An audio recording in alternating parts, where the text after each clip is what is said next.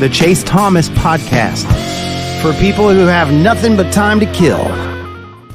I don't know. Like, maybe it's true, but like... I don't think that. I think Vanderbilt's just a bad team, and Georgia's a good team. I think that's probably true, but it's like one of those things you just see pop up, and you're like, I'm not sure I buy that. It's really crossing Kirby's mind all that much 3 years later. Matt Green, where are we going first? Week 7. All right, let's go to the game of the week, sir. I think this is the one we've been waiting for. This is I think you said it. What was your term a couple weeks ago? Like I said, the Crossroads Saturday. Mm-hmm. It's what this feels like. Like we're trying to finally learn some things about these teams. Mm-hmm. The Oregon Ducks go to Seattle to face the Washington Huskies. Washington is a 3-point favorite in this one, and I'm not gonna lie, I feel like right now Washington is the most overrated team in college football. Like, they have this like diet 2019 LSU thing going on, like with these receivers, kind of like Jefferson and Chase, you know. Penix putting up Joe Burrow type numbers, but like this team is like, we need to remind everyone this team has not played anybody that's good at all. Like, I know Arizona gave USC another tough game, but Arizona, by all accounts, is not a good football team.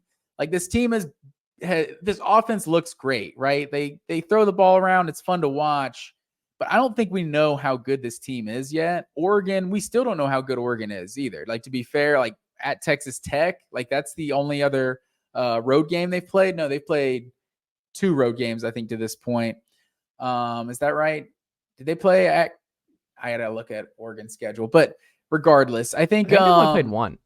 Is that the only road game? I had them pulled up somewhere on one of these. Off the top of my head, they played at Stanford and at Texas. Oh, at Texas Tech. They were at both, Texas Tech. Okay. So that was obviously a close game, and Texas Tech has not been a great team so far, but these are the number 1 and 2 offenses in the country coming into this one. And I feel like, meaning they're both elite units, essentially, I think Oregon has way closer to an elite unit defensively than Washington does. Like, I know it's on the road, but I feel like I keep going back and forth on this one.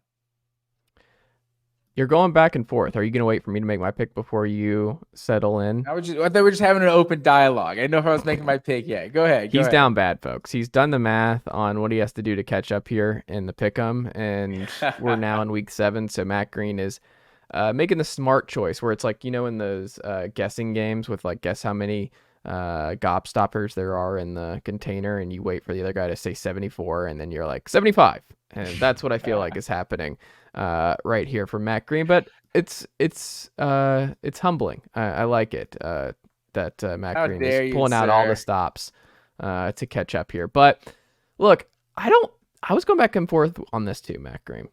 But I think this is the first time both teams have been in the top 10 and when they've met, which is pretty amazing when you consider Washington and Oregon's just past success over the years, that they've actually never both been in the top 10 when they've played. Last year was one of my favorite games of the year. There was some really dumb stuff. Remember Oregon going for it in their own side of the field. Dan Lanning. Dan Lanning did not have his best day a year ago against this team. Kirby taught him everything he knows, including the terrible fake punt early in your career. There you go. I don't know if Oregon has another schedule loss on it. So when I was going through it, and I was like, if Oregon is able to pull this out and win this one on the road, I don't see anything else in the regular season that tells me that Oregon's going to lose another game. They get USC at home. I think that's a win. And then at Utah, maybe, but I think they actually match up better with Utah than just about anybody else in the Pac-12. UCLA is another team that's just physical, and we'll get to UCLA and why I love this Bruins team this year. And that was a great pick by me. I don't know if you remember last week, Matt Green, but that UCLA pick, whew, lock it in on my Bruins. Shout out to my guy, Chip Kelly. But I look at this and I'm like, I think this is their only loss. That's what I could look at the schedule where I'm like, I think Oregon's still going to the Pac-12 title game. I would not be surprised if we get a Pac-12 title rematch between these two teams. But my gut tells me they lose this game, and I think it might be another dumb ending. I think they might do something stupid. Bo Nix might have a really bad late game moment. And this is going to be rocking UW is a sneaky great atmosphere. I think it's going to be loud. I think it's going to be electric. I think Michael Penix Jr. is he the betting Heisman favorite as of today? I think I saw that he was the leader right now. This is a big, That's what I'm big saying. Betting Heisman favorite because you're blasting Michigan State and Boise State. What are we doing? Well, I mean, why are we overreacting to these early season stats? Well, he's leading the nation in passing yards a game at 444 yards, and it's not even close. How good and how ahead they are. Like, it's just a real machine where they're walking into 50 points in the first half if they want to. I think this weekend is going to be huge for a lot of reasons. And I found this stat where it said online that this is the highest. This game this weekend is the highest combined scoring average between Pac-12 teams of all time, which is pretty wild. So these two offenses are averaging a really crazy amount of points to this point in the year. Both offenses are rolling top notch. But Washington, 93rd in passing defense. That's the sneaky thing about them. There's some leakiness to this pass defense. Troy Franklin has been really good with Bo Nix this year. They're going to get their deep shots. I think Oregon's going to have a lot of big plays. I also think Washington's going to have a lot of big plays. Here's my favorite stat for you, Matt Green. You ready for this? Kalen DeBoer hasn't lost a home game at Washington yet. We're a year and a half in. Still hasn't lost one, Matt Green. At Arizona State and UCLA were his only two losses last year. He almost won at Oregon 2 years ago with Fresno, 24-31. He did it with lesser talent almost 2 years ago, Matt Green. I think I'm just riding with Kalen DeBoer here. I think there's something he's not going to lose at home. I think there's a good home atmosphere there.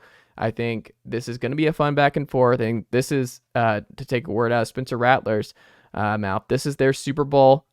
Big recruiting battle, both going to the Big Ten next year. This game means a lot for a lot of reasons, and I think Oregon can bounce back, but I think Washington needs this more at this present time. Give me the Huskies 51. Give me the Ducks 49. Wow, a real shootout. I think Oregon covers, but in a really weird way. All right, so you're taking Washington. So Oregon at home this year, averaging 59 points a game. On the road, averaging a measly 40 points a game. We all know about Bo Nix on the road. You know, there's a lot of talk about Bo Nix's past, how he does on the road. But I just look at this Washington team. I feel like Oregon is a more built program than Washington. It feels like Oregon's a year ahead of Washington. Like the home crowd. The home crowd is always making me feel mixing up my words there. It's what's making me lean Washington.